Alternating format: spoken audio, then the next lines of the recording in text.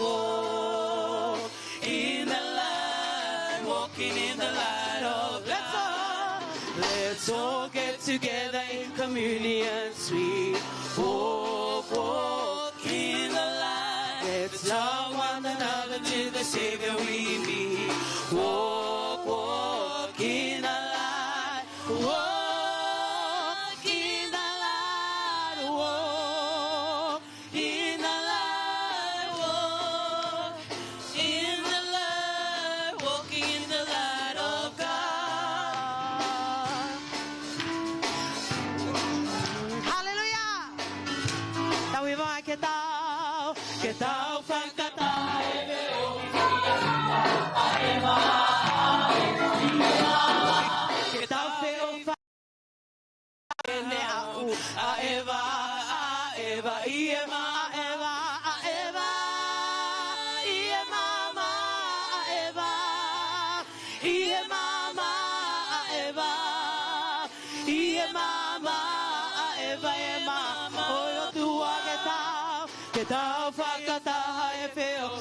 Fia eva ie mama ke ta feo fa ki kai o akene hau eva ie mama eva ie mama eva ie mama eva ie mama eva ie mama o tua eva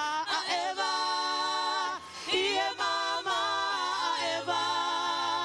Ie mama Eva, ie mama Eva, ie mama o tua.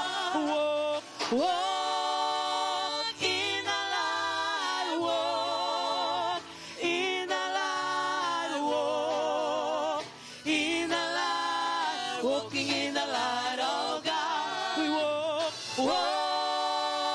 in the light, walk in the light, walk in the light, walking in the light of God. Never been a day like this day, never been an hour like this hour, never been a time like this time. It's a great day to serve the Lord.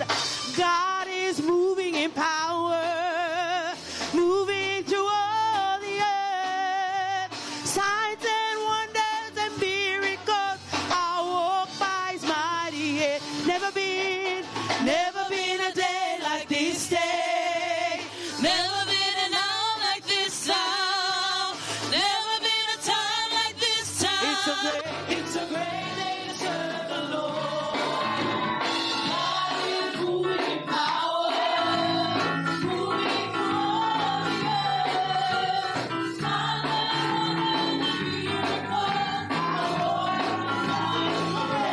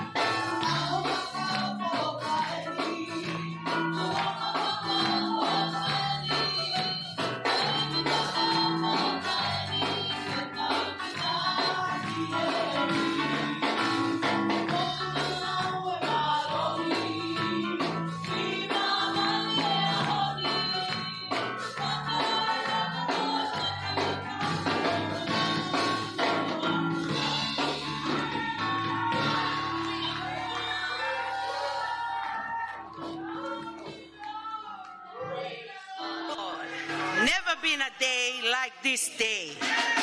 Never been an hour like this hour. Never been a time like this time.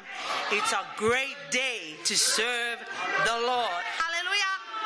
Praise God. I'm so delighted to welcome each and every one of you here to Father's house today. Let's give a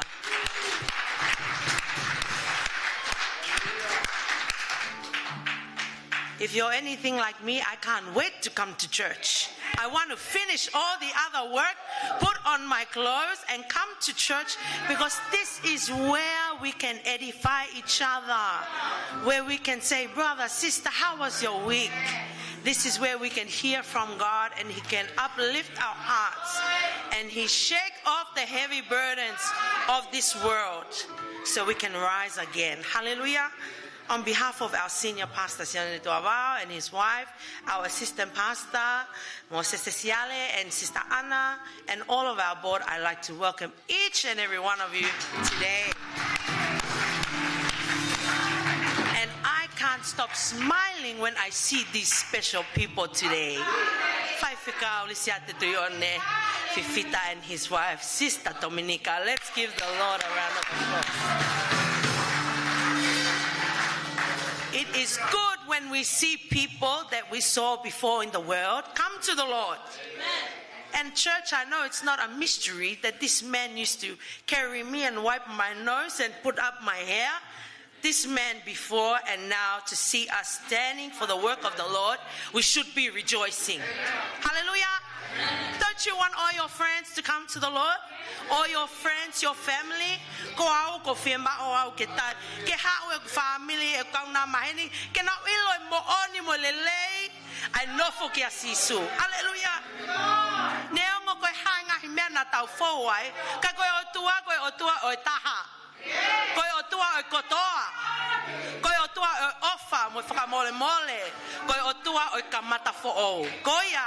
I'm so delighted to see you, Brother One and Sister Tommy. Really great to see you. And we have, where is he? Where is our brother Nite? He is here today. Want to welcome Brother Nite. Hallelujah. God is good. I ask the ushers to come forward as we move on to the next part of our program. Hallelujah. Giving in the New Testament says, give with a cheerful heart. It's dependent on you.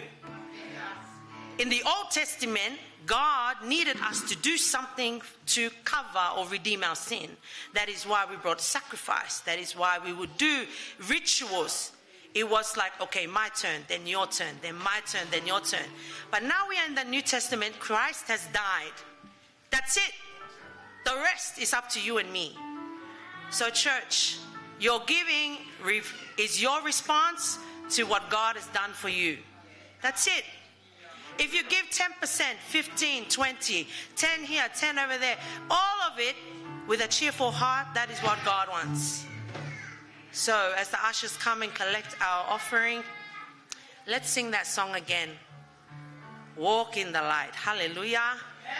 Praise the Lord.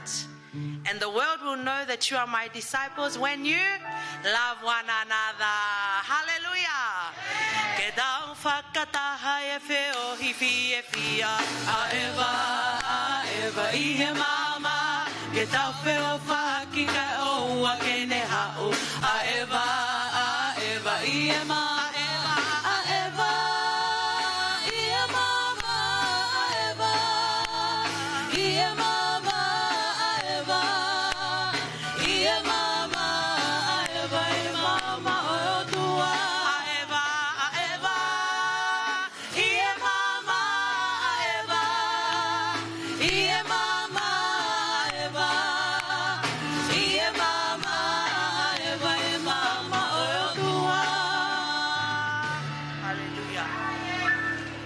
Everyone to rise and let's pray.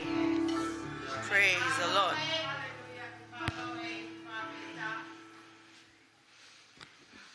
Hallelujah.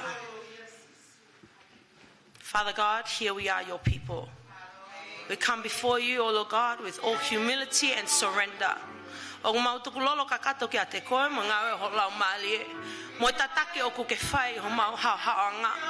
Koi ai ke o kufuaki ho kakaya e na mea ofa. Ai na ke fuaki mai. Ko ni pe o mauto e whakafoki atu. E ku aauia. Io eiki kai ke ahalea e fe unga. Ho tau hi malu ki mautolo he halapule anga. E mau ke ngawe anga. E he mau mohe he pouli. E he mau a he pongpongi. Kai ke ka me aia e ki o kai malawa a fiona. Ko i ko o tua mafi. Ko o tua kune a fioi pe te toka I manga e mau no fo. I o eiki. Ngau e ko ia te ki mau tolo. Ke hoko ai fuaki ko ni ko hata puaki. Ke mo ui mai halau mali. Ke mau malawa me a eiki. I ho whaka ai. Ho mau ngahi ni ma ke mau o ke ngau e anga. Me ko tope eiki mau whakafoki aka ko. We return it all back to you. You deserve it, Lord. All the glory and all the honor. Bless your people as they give today. More than ever before, Lord. Fill them, oh Lord Jesus, with your Holy Spirit. That they will not fear, Lord God. Those who need healing, they will be healed, Jesus. Those who need work, oh Lord God, that you will provide for them. Yes, Lord. We believe and we receive it. And we ask all this in your mighty name. And everyone says, Amen. Hallelujah.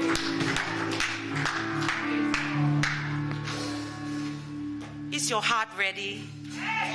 Put your hand up if your heart is ready. My heart is ready. Let's praise the Lord. Hallelujah.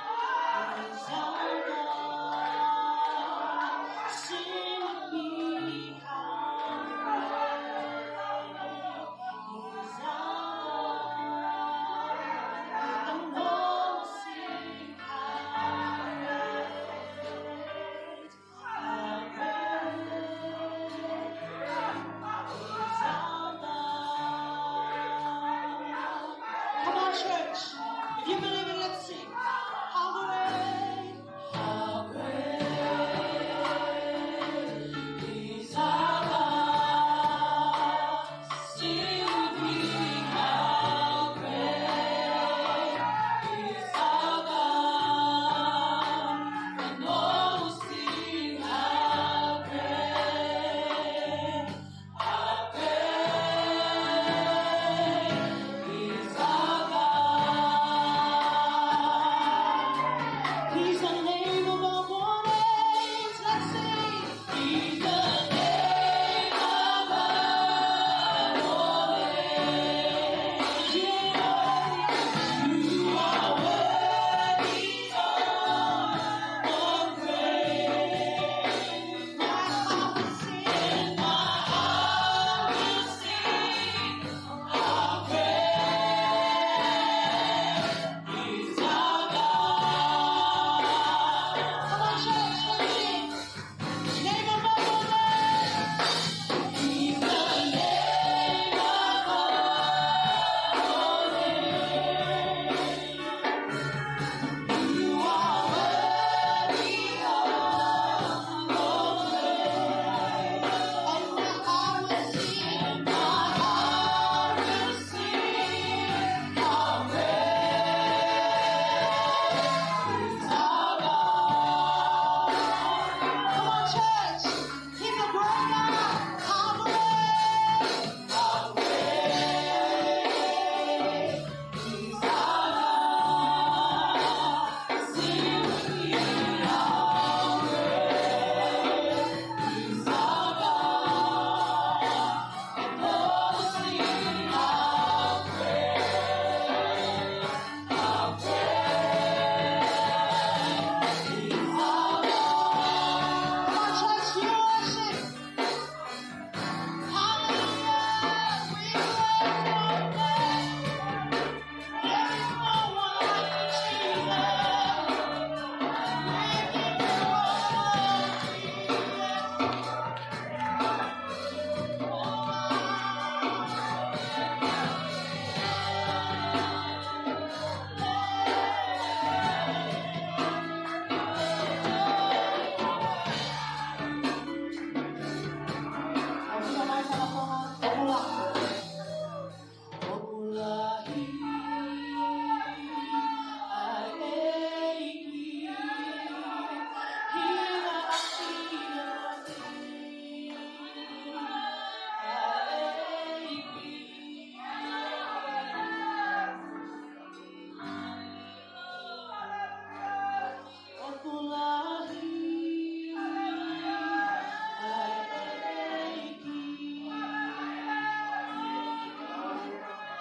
Let's sing it again. How great, how great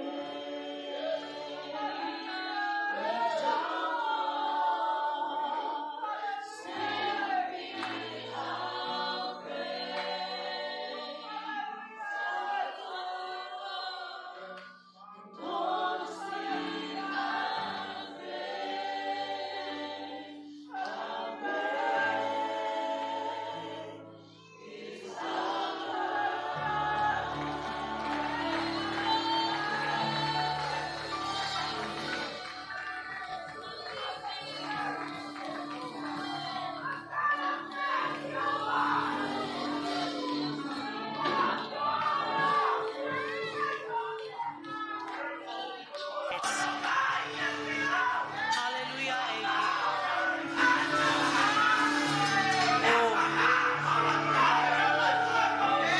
Hallelujah. Hallelujah.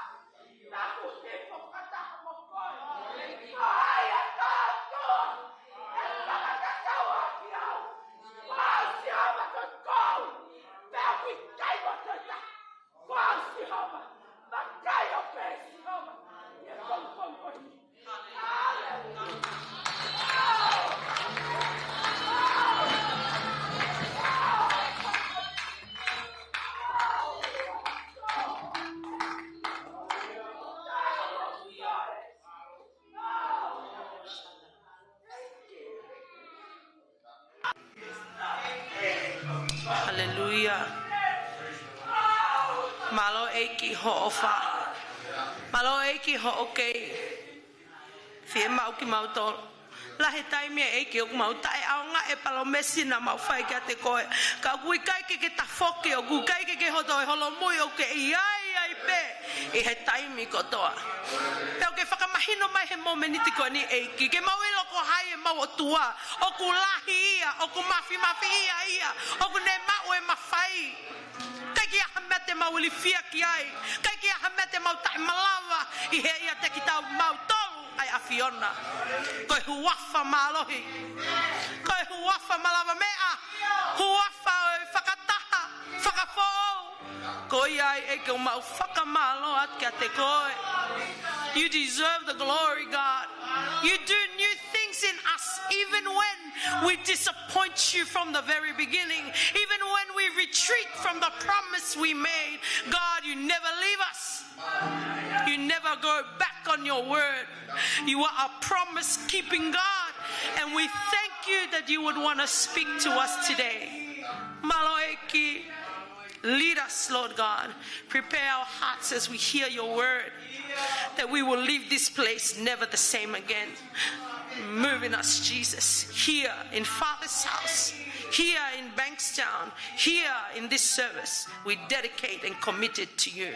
In Jesus' name, and everybody says, amen. Hallelujah. You may take your seats. Hallelujah.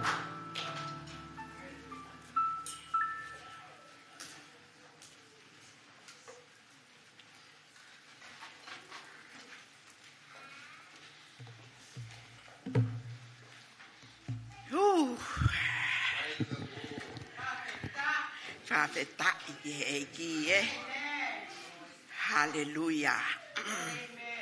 Koe aho nai tai iloa ke tangata. Ka nai aho ia nai ilo me ilotolangi. Ko tau aho, koe whakawhetai ka koe whakawhetai. E tau mo ui ko hawhiewhia, ko hawhiewhia. A e tau kau whakataha. Pea mo tau tuonga ane, kai peke o tau toko ua. Ko tui one, pea mo tau minika. It gives us good memory. Yes. Hallelujah. It gives us more faith. Hallelujah. Oku ne omi kia te tau tolu ai whaito tonu ai otua kia te tau tolu. Koe tangata pe ki tau tolu, koe mea vai pe ki tau tolu. We always fall. Ka oku kei ta tau pe otua ia. Koe mea ia tau fie fia. That is why we rejoice. Come into the house of the Lord. Ne o atu e tali. Ko si sumo e ne folo fola. Ko ia tali mo e whakawhetau laki ki a te tau tolu. Pea fie hau blau malie. Ke talitali. Leongo ko os talitali ki tau tolu. Kaunanga.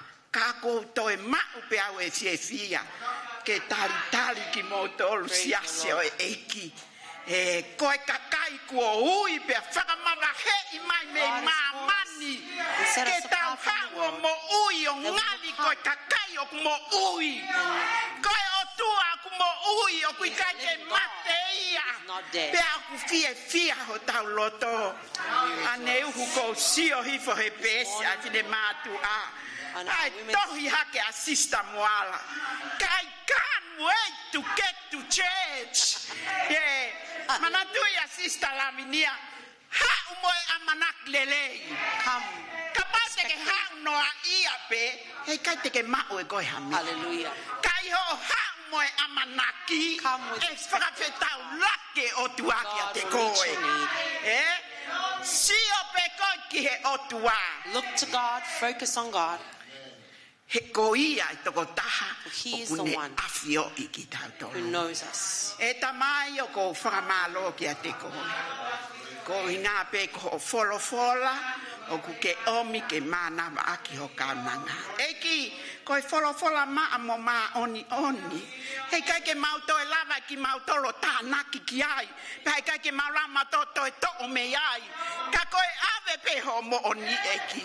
he koe mo'oni o kune whakatau atana iki mautolu. Eki tāpua ki mai ho kaunanga. Toi manawahe, toi irifia, toi compromise o wholofola. Kau lea aki pe. Ai mo'oni a ho wholofola. E ho ako eni. Pakaya halangi langi ha whakamalo. Whawhetai a auto o taha pe whawhasisukala isi. Fia si o ke kau whae.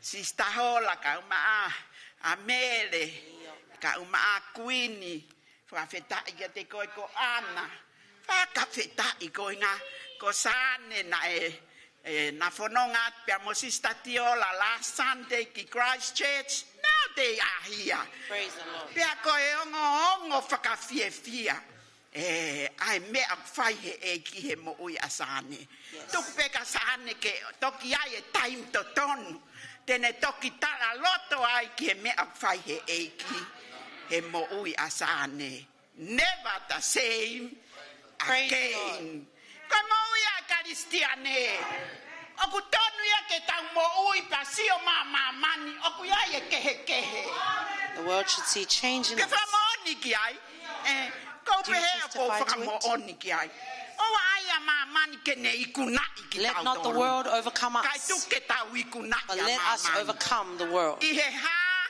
through tau to onga mo ui our lifestyle. ko le ke tau sio ke to ya kolose Please turn with me to the book of Colossians. kolose va he hono tolu te lau me he rak ves fe me mua ke tau lau ke te ves no ta fitu ka lau atua we ves uraki pa mo ua mo to tau alwai pe ko ha pe me o me e ki ko tau ko naki he ako eni tau whaka malo ko wholofola ia o tua kia te tau tolu ai au pe he hono whakalea pe a kapau kua mauto e tu mo kalaisi mau kumi ki he ngahi mea kui olunga ai au ku nofo ki ai a kalaisi ki he nima to o matau o e otua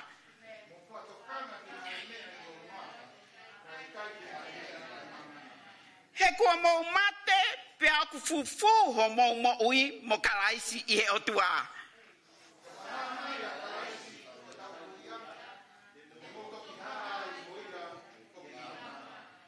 koia mo tamate I ho mo ngahi kupu o I mamani ko fe awaki mo ngawe uri mo whakarieria mo hori kovi mo manu aia ko tau hita mapua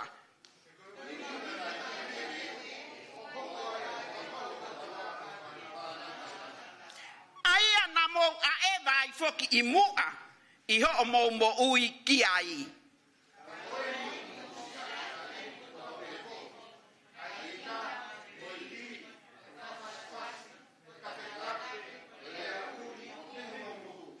oa na mo felohi aki he kua mau si aki ai tangata motu a mo ne ngahi ngawe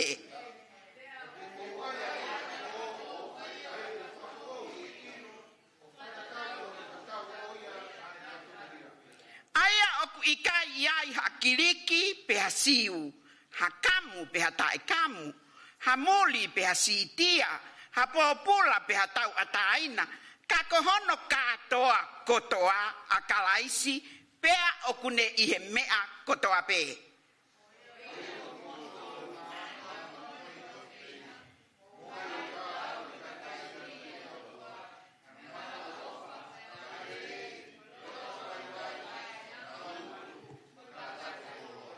o fe tau fe kata ki aki pe mo fe fata mole aki pe o kapau o ki ai hataha o kukovi ia ki hataha o hange ko e whakamole a kalaisi aki mautolu ke pehepe aki mautolu.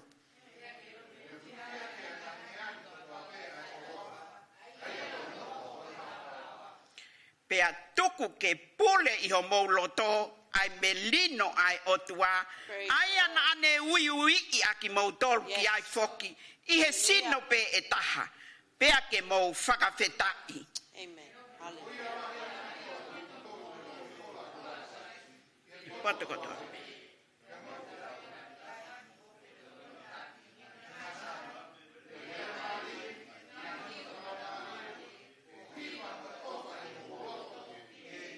lau whakataha mai lewa me staffi tu.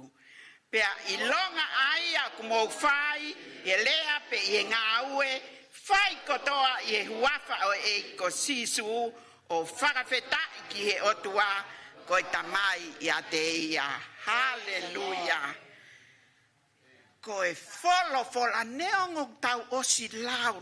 Although we have heard this many times, Tau whakamoon ko e wholofola ia ai we can witness that this is the word of God. I kunofo o lotu pe au kore ki he eiki ha wholofola. As I prayed and sought God's help for a scripture, Na ko lau tohi pepe na la ve I lahi au unuaki he wholofola. during my devotional time, Spirit of God convicted me strongly. Ki mua ke tu au ia mo tolu. Before I stand before you, I have learned a lot about this scripture. o si a koe mea lahi me he potwhorofola koe ni.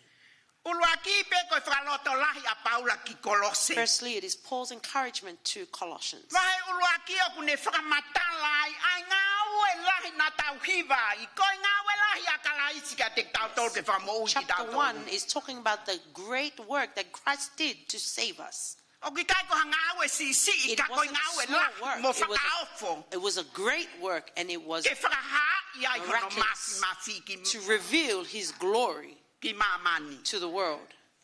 Pe hau ko e ni ki he vahe hono tolu. And as we come to chapter 3 of Colossians, O whaka ai lewa e Paula Kolose. Paul is encouraging the church in Colossians. Kolose na te kai ke alwa Paula ki ai. Paul hadn't even visited them, Ka koe whanongo e ni a Paula I ono kau ngā we. but Paul heard through his fellow workers Ai me aku whai he otua I Kolose. what God Ia was mohono doing in siasi. Colossians and his church. Pa tau sio ai ki he fia. And O we ton see ke tau the fia joy. ha tau whanongo.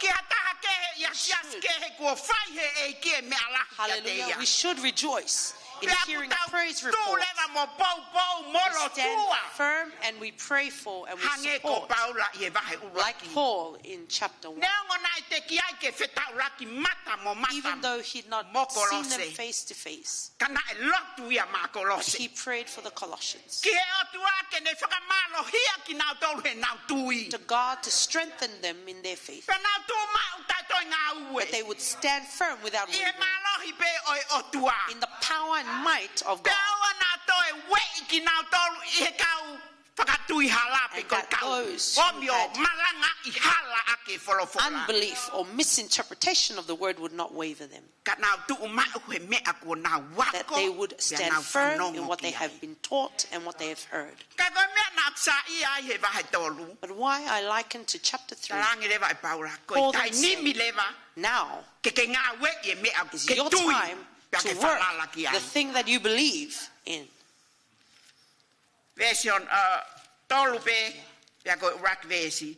Pea ka pau kua mau tuu mo kalaisi. Since then you have been raised Mau with kumi ki he Christ. mea kui olunga. Set your hearts on things Ai aku above, nofo ki ai a kalaisi. where Christ I he is, nima to o mata o e seated at the otua. right hand of God. Mau whato kanga ki he ngahi mea o olunga. Set your minds on things Ka I above kai ke ngahi mea o and mama. not on earthly things. O tau tui. We O believe tau toi tuu mo that we kalaisi. have been resurrected with Christ. Pea wanga lewa e he tui ki he toi tua The kalaisi. faith or the O belief lei in e the tau resurrection whakakau. Ke tau nofo he ngahi mea lelei hono pure should anga. change our focus Nofo ai a sisu kalaisi. I he nima to o mata to things o e above, tamai. and where Christ O is lo seated, tua koe mo au he where aha he mo is e seated to po. pray for you Ke and me aua na ta vai night and day, vai. that we would not grow Ke weak, aua na ta whengo fua. that we would not O wai distract fo I easily, he ngā ue that ki we he would not eiki. give up in working Ka for the Lord. ki taki pe. but push, push, push. Koe malohi ia o e toi tu. That is the power of the Whanongo ki he resurrection. whakalea. Ka pau na ke ilo kua ke toi tu mo kalaisi. Since then, if you know Kalaisi mo koe toi tu whakataha. you have been raised with Christ, Pa ke tō kanga lewa ke ngai mea ko then you ia. need to set your mind on the things of Ngai above. mea lelei. Good things. Tara mai e mātiu. Matthew says, Ko ngai mea pule a ngā Ka ke lava kai ha ya kai ha. Kingdom things, the thief Ka ke cannot lava ya steal. popo pe They will umea. not rust. Pe kai he ane. Pe Yes. totolo mai monga ki ai. No cockroach Ko can me reach. aya okutokanga mai e otua. That is Hei what kai God lava ha says tangata ya wei. And no man can Ka change. ke lava ha tangata ya liliu. No man can Ka change. ko nga ko te nofo ko whakakau. But Kau when we ke ngange alele stay o and pure set our ana. mind on things O of pune the whaka ai kingdom, ai lewa koe mo au. it encourages us Ta koe ta mo ui he ahoni. that our lives O kai koe mo ui today no ia. is not for in vanity. O kai koe hau pe o marotu fo Not just coming to kiapi. Marotu attend fo church and kiapi. go. Kai tatau pe. O ko mai lewa ke liliu e tau whakakau kau. We need to alter or Mo e change anga our e tau thinking mo ui. and the way we Ke pure live anga ko ia. to the kingdom of Nai God. toi tua kalaisi. Christ has been Okitau risen tolu. again, that we would be Vesi raised hono with him. tolu. Verse 3. He kua mau mate pea oku fufu ho mau mo ui ia kalaisi. For you died, Oi, and your otia. life is now hidden with Christ in God. Okay. O mate fefe. What type of death? O mate mo kalaisi. I he ne pekia. With Christ, when he died. Kau papi kon nai. Those who Nai were whai baptized koi, earlier this tawo. year, O e ose tau wike lotu. after our prayer week, Taim na plawai ni. when I read Nai this, om kia te au. it given Koi to me uhinga e tau papi tai the so. reason why we are Koi tau baptized. whakaha ia ki mamani. We show to Ai the mea world tau tui ki ai. what it is we Ko believe. tau mate ko toa mo We have all kalaisi. died with Christ, Pea tau toi tuu mo and we kalaisi. have been risen again Ko with e Christ. mate mo ia. Raised with- Ko osi. When we are Ai died ke with toi him, aha it's mea e ke finished. tau toi hau. O whakakau kau ki mamani. We should not have any Ko worldly tau thinking. toi tuu mo kalaisi. We have O been tau raised with whakakau Christ. kau Ki he mālohi We o are ene then toi now tuu. thinking about the power of his resurrection. He kapau nai kai ke toi tua For kalaisi. if Christ was not risen from the dead, Te ke whee pau whee. how would we be? Ko tau osi ilo. We Ko know tau ulunganga. That our, Moho tau tuha. Character. Ke tau mate. yes, Ko tau tuha ia he koe whanau i ki tau tolu he angahala. We've been born Pea in koe sin, angahala ki tau and we tolu. therefore are sinners. Kāna toi whoaki mai pe e kalaisi. But Christ gave his son Ki a te tau tolu. to us. Ke pe kia mo So koe he mo au. would die, and we would Pea die toi with tuku him. mo au. Pea tala mai rewa he vesono wha. O ka whakaha mai a Verse kalaisi. 4. Ko e tau mo ui anga. Te mau toki. Hai mo ia foki. I Praise he the nau Lord. nau. Amen. Ka pau ko tanu ko toa tau tolu If mo we have pe been kia mo buried kalaisi. with Christ, Tau toi tuu pea mo kalaisi. we have been resurrected with Pea tau Christ, amalat lele e toi whakaha. Whakataha ki tau tolu mo then we kalaisi. will be revealed with him in glory. Hallelujah. Hallelujah. Aku ke fia ke whakakau kau ki Are ai. you happy? Oh, I can't do it. Yes, you can do it because Christ in you can do it. Hallelujah. Praise the Lord. Ko awia. O kuhanga e wholofolata la mai. The Ko word is soana telling ko me. ki mea sisi. Ko Soana is kalaisi fe Hallelujah. unga anoa pe Praise mo the Lord. koe. Yes. Pea he ikai te tau lava ki tau tolu. O whakasi pe te tau hanga. O whakanou-noi. Oi mālohi. Oi pe kia mo toi tua kalaisi. And we should not Pea me minimize omi the leva. resurrection of Christ. Ai ha. Ai amanak lele. And he gives us good hope. He taimi ko e whakaha i ai hono time. nau. When he shall be revealed, E whakaha i ai mo ko e whakaha. you too will be revealed. Yeah? Ko e mālohi ia. That Ko e is the ngā ue a power. kalaisi. Of the work of Christ in us. Complete. Ko ke whakakonga. It is not just a Ka part. ko ngā ne tala mai kia te tau tolu. E whakaha i kotoa pe te tau māta. We will all Eh? be revealed in glory with him. Ko e uhinga ia e tau lotu. Mo tau tuku he palo That mes is why ai we o stand on the promise of God, tau hu kotoa pe ki ono so kue that we will all enter. Ai ke ta ofe pule anga e o tua kata. The kingdom Ko of ta God ofi is pe ia ko not koe pe stopped mo au. for anybody. O It is kuke only hanga you o and ta I. ofi. Ai ngā ue mālohi e pe kia. Pea mo e te lio. Pea mo e toi tuu a kalaisi. Yes. Praise the Lord. Ka koe ne mea te tau. Labai o tuu whakataha mo ia he aho ko ia. And here is how we can stand together with him on that day. Koia mo tamate I lewa. Ai ha. Ai ngahi kupu o I mamani. Praise the Lord. Put to death whatever belongs to the Mai earth. lewa ngā haui ke tau whai. There is a work for us to do. Ko tui o tau ilo tau mo ui. I believe we each know ourselves. Talu me ana ku tali ai asi From the day that I accepted Christ to today, whakapapau ki he e ki o kune I have awhio made a iha. pledge to God. Kai ke ai halaka I tau. No walk or Ka action koe is uhinga perfect, koe ne talamai. but because Kua he pau said, ke ai me ai ke tau si aki. we must put to death something. Pea tukuange. Koe ngā hianga o kui kai ke tau ia mohono pureanga. Talamai he It is that are vesi not o worthy kohono of ni his ma. kingdom. Ko hinga he na mou iai foki I mua. For you Ka were koe there ni kua before, whakamo ui mai ki mou and tonu. now you have been saved. Pea mou ae vale wa tau. Therefore, walk in Ko the new manatu life. e malanga koe apitasioni nani pehe. Lahi e tau lea. We Kai talk a lot. si e tau eksini. Yes. Tani mea whe mau e mamani e ke sio he urunganga. The world Ko needs to ngā see ke our lava tau actions urunganga whe tau laki mo e tau tui. so that our actions align with our faith. Pea tok tui mai lewa mamani. And then the tau world will tui. believe that our God is real. Ka pau te tau hau pe o lotu ka We tau come ke only tau to hi church, ai tolo pe. But we still keep idols. Iai pe me ai au ku laka pe ia he There otua. is something more important than God. Koe ngahi ai tolo ia ahu. That is the idols of today. Wai ngahi me ai au ke sa ia mo ke manako ki There ai. are things that you like so much. Koe uhinga ia e ku cross out to me he Facebook a. That is why I'm out Koe of ku ilo Facebook, ku hanga he Facebook a o to hok taimi me he hok taimi. because Facebook takes my time away from God. Koe me ana ku ilo pe au whakafoi tui tui I ia knew te on au. my own. Pea tane eiki. And I said, Lord, Ko fiu au hono ai ke Facebook a pe. Ko hinga kau sio ange pe te ulawai. I'm sick of trying to see Ko if I can te kai leave pe this ke way. tanguto pe pe ko pai pai. Sio hake o se ho wataha. O se ho wai ua. O se ho watolu.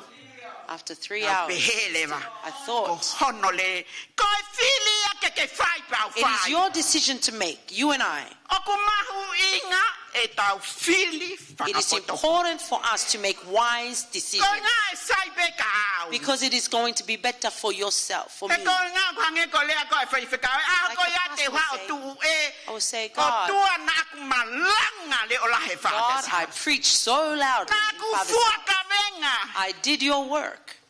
Na mai o tua. Soana, I did not know you. Na ikai ke wheohi mo ia. I did not fellowship with him. Koe me ai au talamaheki. Na kai ke ilo koe. I He did nai not kai know ke you, ke God, lotu you koe. say. Ko hotok You did not lotu pe pray. he taimo ke You only whaingata prayed when ai. you were going through Ko hotok hardships. lau folo pe he When you taimo read ku your ke word. malanga ai When pe you are wahe preaching. atua mea. Oh. It's a everyday Hallelujah. commitment. Yes. Kai e tau lawa ki tau toli alohi aki e. We cannot, Pe hai, deceive kai God. ke tau lava. and we cannot Ke tau mo ui live a life, ua. double Au pe ke double ita wan life. o diata. One O ai ke mama whana. Do not be lukewarm Sayang e ho o momoko Better to pe be ku ke cold. ma whana. or hot. Ka koe lukewarm. Ai au vaki he vaki he. Kai ke ilo. Ma whalea ki ai ho mau ki whonua. Ko ko wā peo ne tā mai ko anga i niu ai. Anga ua. Kai whewhe a apa ia. Mole mole, yeah. Oh, ta koe ko ana e. Ka tau whakamalo. Praise the Lord. Ki he tala mai he otua. And God said, Whakafou mai he apostolo ko Paula. through the Apostle Paul, Kolose. Whale o Colossians, tamai. Father's house, Kua pau ke tukuange mea kua ositanu. we need to let go of what has been buried. Te koe uhinga ia e ne peki a koe kuanga halamo ho For he anga. died because of our sin. Ka koe ha mea o tatoi kei piki ai ke mea nane o si hanga o tanu. Hallelujah. Pea tapate i. God? Why do we cling on to what God has come to die for, Ko to pau. redeem us from? We Te must wange ia. let it go. No, ko mo ui ke e ki o kai koe. Li liu instantly. Yeah, living for God is not an Ko instant tai mi change. be ho tali e From the ki. minute you accept Christ, Mo me ni tia ne ngā ue ho mo. that is when He begins to work in your Pea te life. ta alu ai pe e ta mo ui. And then our life Ka koe mo continue to ui ai progress. karistiane. And the Christian walk, He kai kia tai me e tuwa e ta wako. yes, we should never stop learning. He kai kia tai me e tuwa e ta whakaha e ki a te Never tau stop tolu. revealing God in us, Kai tau te fito. especially He aho koto ape. for everyday living. Lai tai mo tau whenga i ke tau mo ui ma oni oni. You know, when we try Pea to tau live mo ui o righteously talango fua ke ne folo and in fola. obedience to His word, The more we feed our spirit Oni. with God's ko words, lahi ange e tau the whawhanga e more tau we raumali. became like You know, Jesus. ko lahi ange e tau hoko o ta tau. He ko tai mi ko e tau lau pe he aho he tua taha he When we wike. read it once a week, Ko ngalo malanga ia ai e o ta whanga he sa me uruaki he yeah, sa pate true, ko osi. we forget the word of God. Ko mo ui ia whale o tamai. Our lives, Father's Ko koe pe house, mo au ta whai. is only you and I. Ka pau taramai he wholo whola ke The word si of God aki ia. says, put to Pea death. tukuange ia. Yes. Pea toi taramai he whakaosi. Pa oua te mou whe lohi aki. And do not lie to one another. Koe mea koe loi. Lying Oku ne ome mo veu veu. brings division. Ome mo veu veu I api. At home, He loi koe ai waifi ki he. When the wife Se pani lies pe to koe the loi husband, ai se pani or the ke husband lies to the waifi. wife, Pe koe loi ai whanau ki he mātua. or the children lie to the parents. Oku ne hanga lewa to e mau luta. Yes, it takes away the Pea mo te sovereign whalawa harmony aki, eh? and the trust of one Osi ilo another. pe tau tolu. We already know. O tahang tato whakalakala se loi koe white lies, moi red lies, moi black lies, moi. Ko sioka so siua pange o mafuinga tama kia so siua. Mahalo ku wei haki mea so siua nak mo ua nak wa te folofola so siua ki o loto. Ko taimi ke tuku ai loi. Yes, we need to stop. Kaku ke talanoa he mo oni. If you talk on the Awa truth, toi hua ya loi. yes, Ke talamai he folofolaia. He ikai ai hat. Konga ia kakai loi he pule angai. Moni, no people who lie will be in the kingdom of God. Ko nga he hanga he loi o mau e ngai For la lies, mali. yes, it O destroys, hifo e ngai kakai. it puts people down. Ka ko mo ia tokanga ki ai apostolo The life Kolose. the apostles, Tuku ai loi ke ang. Colossians, Sai ho loi pa ke talamai. Sorry. I lie. yeah, hallelujah. Kaua te ke loi pe au fiufi mai ake fo i lelei. Kai hiri ko ia ko i kamata nai loi. We can. Yes, Come true. on, Father's house. Yes, Eh, yes, ia hallelujah. atau Praise the Lord. Pasi ki ai. Eh, lani fia ko siok mali a lani e fupaanga e yang atal. Empty. Tau whawhetai.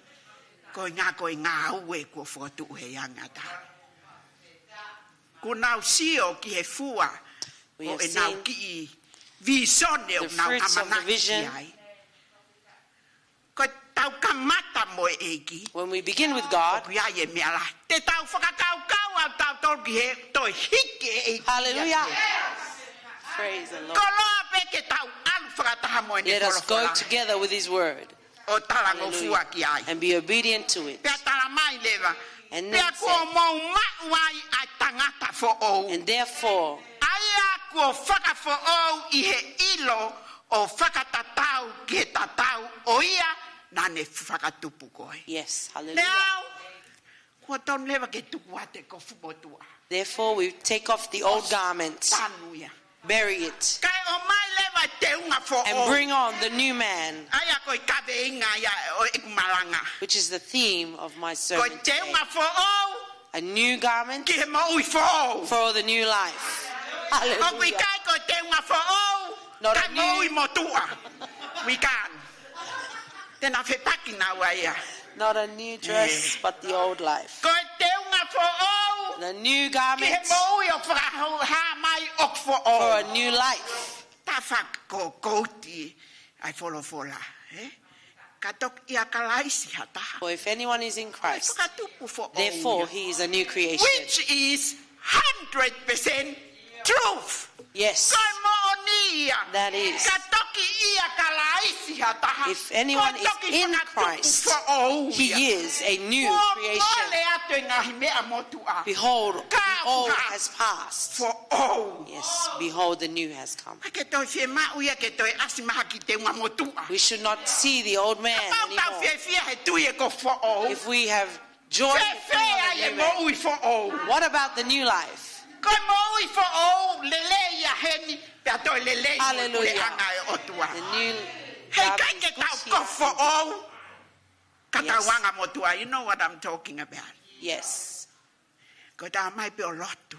we need. Ko tau lotu ne tai fia. How many years have we been coming to church? Tau en tol tahai ku lotu. 31 years I have been serving, Wa fua pe ke tau son make. the same age as my son. Ko lava tu avasio mau ku haki mea fo o haya te au. Can my husband see anything new in me Yes. in his 31 years? Amen ya ana. Kau e ilo fo o ana mea Moses. Yes. Ka ilo fo o mea Moses. Mea ana. We are like it. Yes. E ko Bonnie. ki ai ande fai te kau. Wa haki mea fo o ya. I said to the Paifakau, is there anything new in me? Ko pe o wa toi whakakau kau i. Tala mai mo o ni. Ka Tell pau me the te truth. ke si o I will try my best Hallelujah. to see a new me. Yes. Praise the Lord. Koe honesty ke o tua. Yes. Koe mea lelei. Yes. Te kune hanga o whakamalo hia ai ki For tau it to. empowers us. Eh? Yes. Fia mau e so siwa ke si ha new neo. Aye. Kua whaia so siwa ia he o neo. Fia mau e so siwa ke si a brand new neo mai. Hallelujah.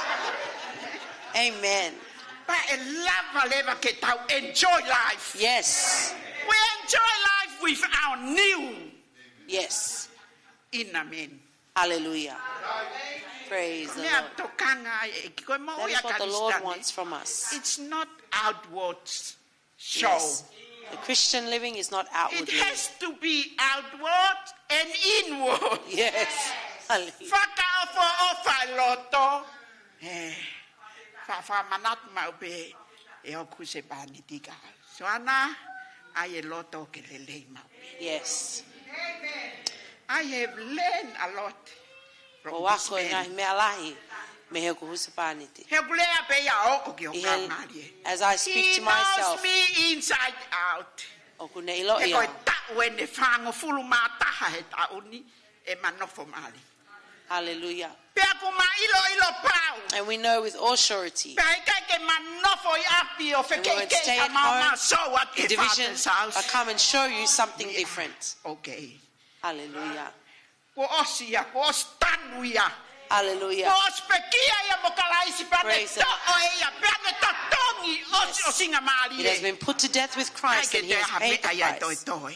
Nothing should be left Tene behind. toi ta ofi ai ki tau That he tolu. would stop us Ke tau lava tui e te unga fo o kone o to mai. put on the new garment he has given us. Koia, koki mau tolu koi ma oni moi o feina. Mau ai o tau moi kakai. Therefore, as God's Fili e chosen o people, tua o manava ofa. holy Moi and anga lelei. Moi loto anga mai mai. Moi gentleness. anga malu. Moi kataki fu. Hallelujah. Praise the Lord. Hallelujah. Verse 12. Koi karistia ne The ia. Christian life Koi mo ui whakaofo ofa. is a beautiful Kako ha mo ui whakaofo. life. He tai mo ku ke nofu ai When whakakau you kau stay lelei ki ai. And set your Hau mind on he God. mea koe lelei ai nofo fe ofo o whai. Yes, it is a good thing for Tau us to mata stay e in fia harmony. fini. We see Ia today. tui one mo tamunika. Yes.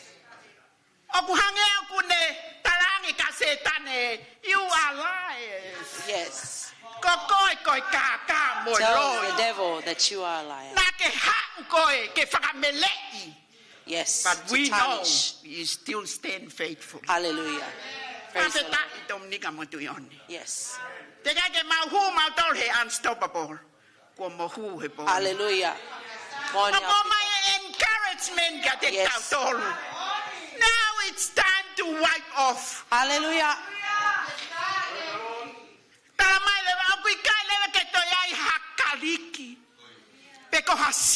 There is no Greek. Circumcised, uncircumcised. Nothing should sacrifice our faith and the power of that. Bring down the barriers that are put between us.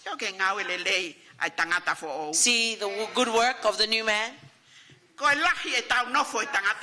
more we stay in our new man, the more Father's house will become full.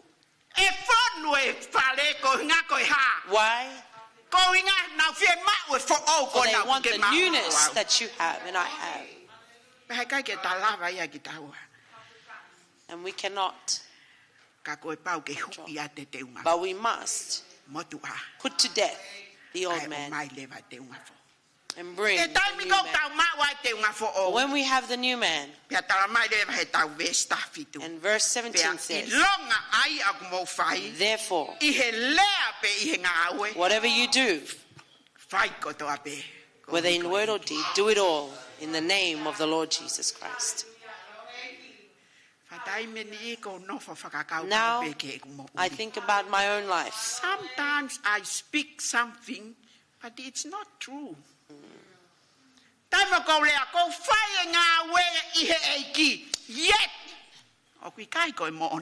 Yeah. Now is the day. We need to speak. Yes. We are looking forward to our conference. Everything that we do in our conference, we do it for you, Lord. And we will know the power of the truth pushes us to know the promise of God. When Sister Mwala spoke, you were on the mountain, I was there. You were in the fire, I was there. Not once has God ever left you. And therefore today, do you know Jesus can come anytime now?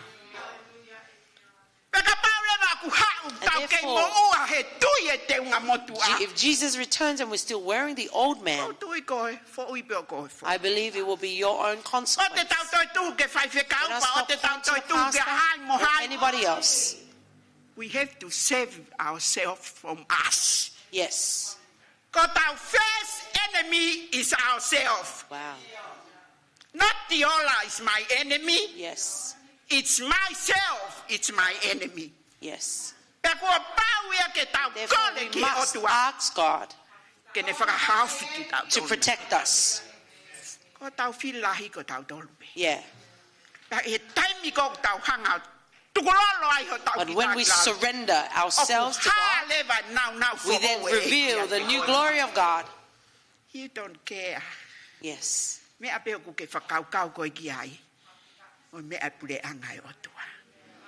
Yes. And He will lead you and take you to reach His promise. For His promise is eternal. Yes. And forever.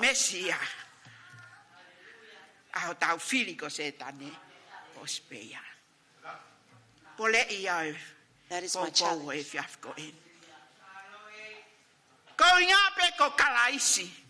Because of Christ,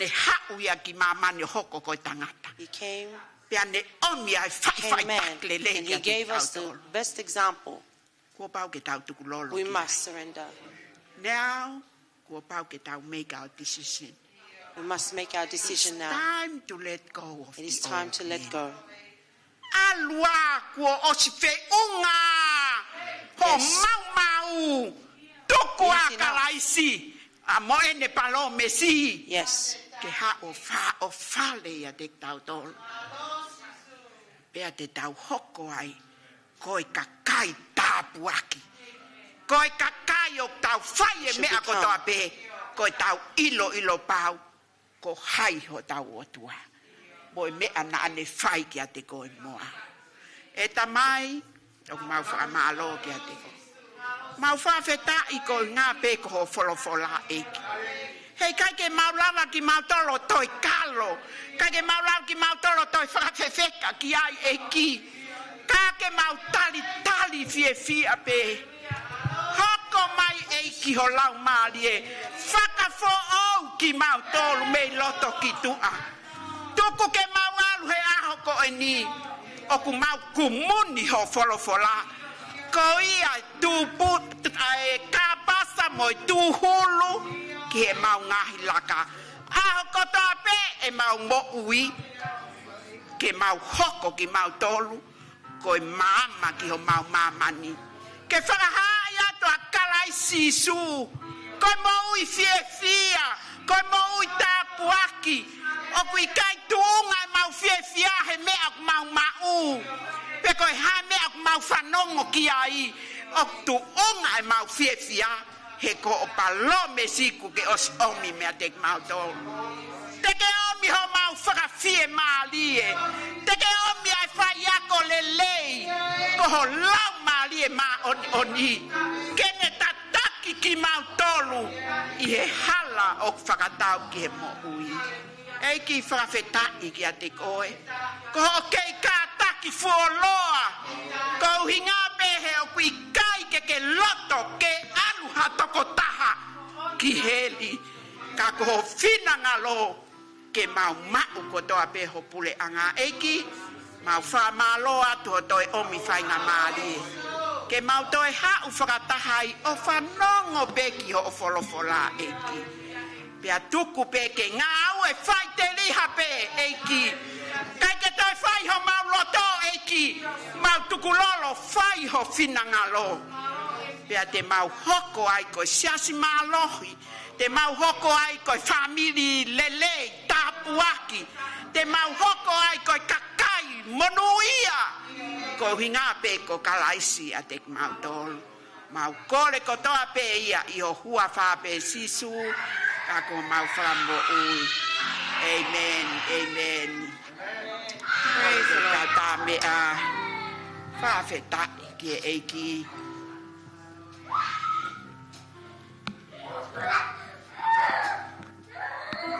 Mea kotoa pe. Praise. O tau whakaamu ki ai. Pe o lelei. Pe o kukovi.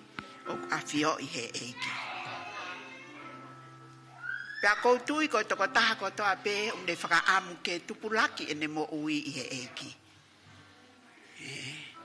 Ia te au pe. Mo e ku whakafuafua ke e ku mo ui. As I think about my own life, I'm sick of the old life. I know that the old life brings sickness. It brings things that we should not ever experience. And I give thanks to the Lord that He would delay. For He knows that there are still things that we need to finish in this life. And the time that we avail ourselves to God, He will answer our prayer. Talitali e tau lotu. Talitali e tau tangi. Talitali e tau kole. He ku taimi to tonu mau pe o tuaya. Ia te koe moa. Pata pe o lita. I surrender. And I see of Kalaka Sisu ya Hekolosi. Oh, see of Kihoto, no, and what you need. Surrender. What may I have to what do I find a Mali? I surrender.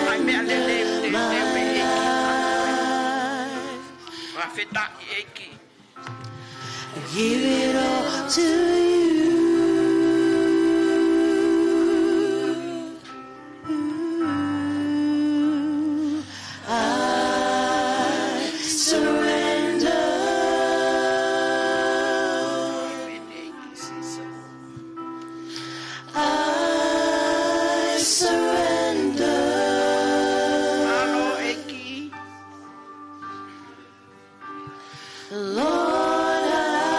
surrender my life.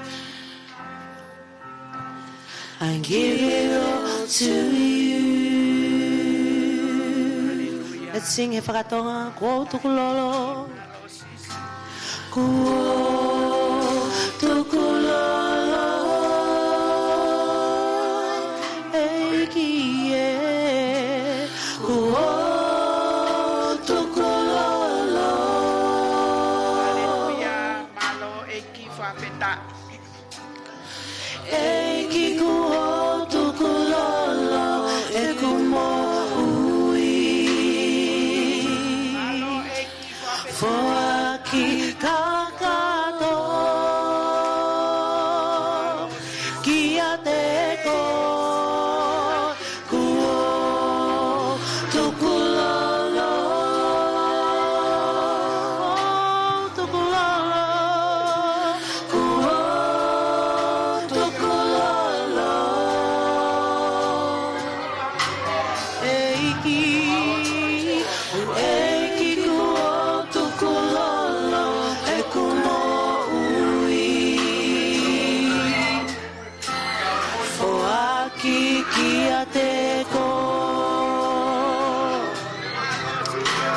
I surrender, Lord. I surrender. Lord Jesus, I surrender. Oh, Lord, I surrender my life. Give it all to you.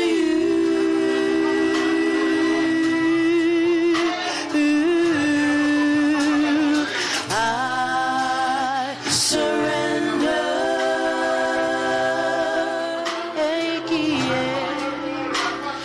I surrender.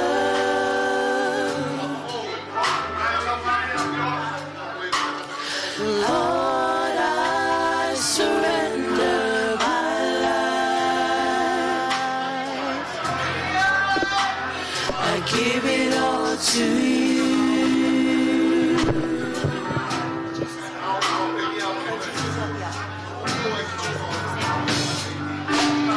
Jesus, you're here, covenant Lord and Redeemer.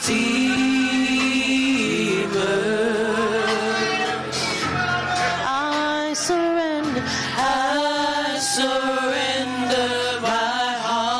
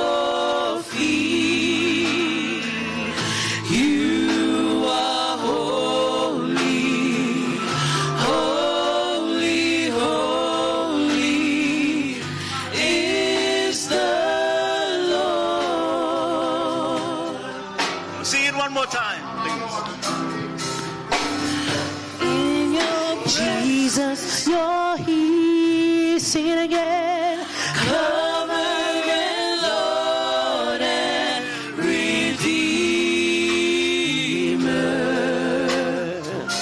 I surrender. I surrender my heart. You have set me apart to worship you.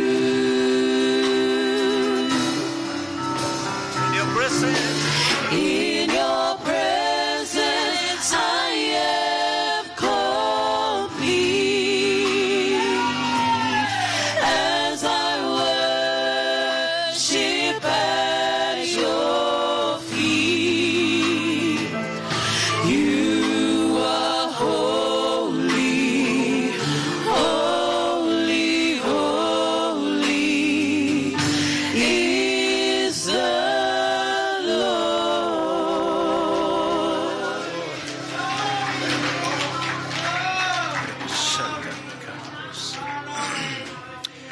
Ia da mai mafi mau famalo. Mau fafetai eiki. Kono hinga ko ke toi lea whakapatonu mai ka teki mau tolu e aho ko e ni e tamai. Eiki e ko mau hilo eiki. O mau kei peheni pe eiki ko tataki ho lau mali ma oni oni. Ko tokoni ofi ka teki mau tolu. Ya mau tu iho ao e tamai pa mau whakamooni mo ki nau tolu he orita. Ya moho sia e tamai. Uheni ho lau mali e. Ya mau whamalo mo whakawhetai ke te koe. O kuke a whio ia loto e toko taha kotoa pe. O nau tu he orita. O kuia ia ngahi whia mau vivili ai whahinga ia te ki nau tolu. Pe koe whia mau whakaisino. Whakamateli e pe koe mea whakapaanga. Ko hape fie mau eike o mau te kaki kotoa hatu kia te koe tamai. He ko koe pe ku tafe, tawhataha me ai, ai ngahi whakaai ko ia e tamai. Eike o mau whakamalo atu eiki kono hinga, ko mau toi whanongo ki hore o wha e tamai. Moni eiki. Apau hei kai ke mau nofo mau iho wholofola e tamai. E ai ngahi mea tene hanga to e mau toka ngā mea te koe tamai. Ka kune toi whakamanatu mai ka teki mau tolu iho sevani ti. Ai mahu inga e mau nofo mau ia te koe. Ka tau ai pia pe koe haenga hi mea une porei e mau mo ui e tamai. Ka pau te mau mavahe mea te koe koe whakaofa ka koha whakaofa ki mau tolu. E tamai e mau whakamalo kia te koe whai tāpe kina mai toko ni whai whekau. E ki kei fuaki pe haivi moha malohi whe unga. Kono hui ngā koe ngahi mea ku fau atua e ne mo ui. Peke lava eiki ke ngalo ki nau tolu si kau tolu lekeleka. Si lua lala, si nama makiroa e tamai. Pepe heke si kau fine eiki unau mo ue ngai maak whakai sino e tamai. Eiki e, o mau hapai pe o mau te kaki atu kia te koe. O koe e toke tālahi e tamai. O koe o kuke whai e whakamo ui. Pa mo e whakatawa taina o ku kakato mo hao hao. E tamai mau kau heni ka pau e ngahi kau aahi mau kau whakataha e whiawhi koe ni e tamai. O gai mo nau ngahi whia mau. Pe pehe foki ke toenga ho sia e tamai. E ke mau whamalo atu eiki kono i ngā koe ngahi kamata mehe kamata anga pa koe mau wao maeni ki hono whakaosinga.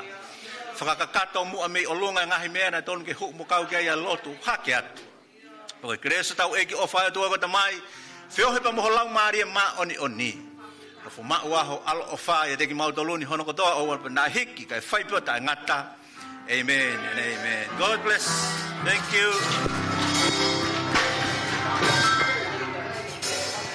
Let it go, let it go, let it go. Let it go, heavy burdens in my heart.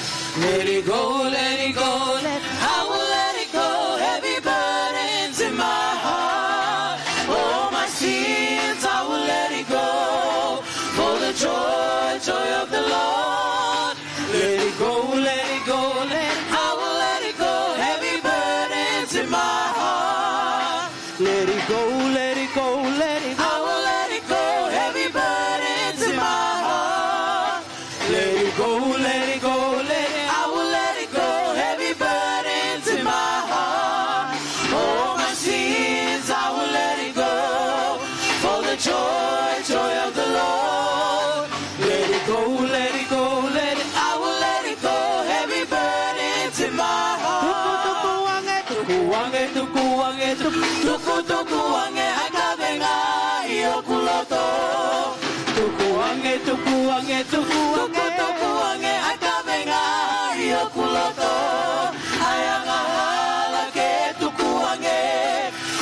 fia ieki tukuange tukuange akavenga ia kulato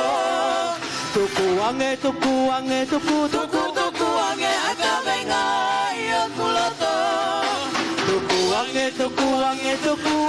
tukuange akavenga ia kulato ayanga hala ke tukuange fia ieki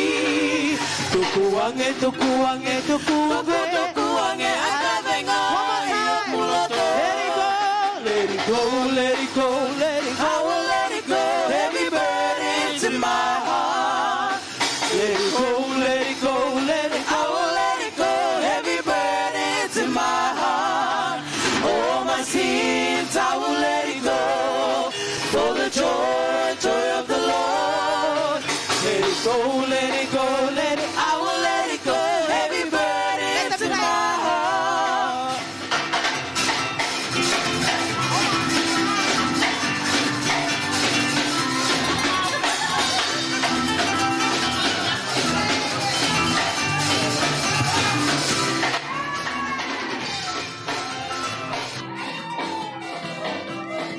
Ia mo whakatā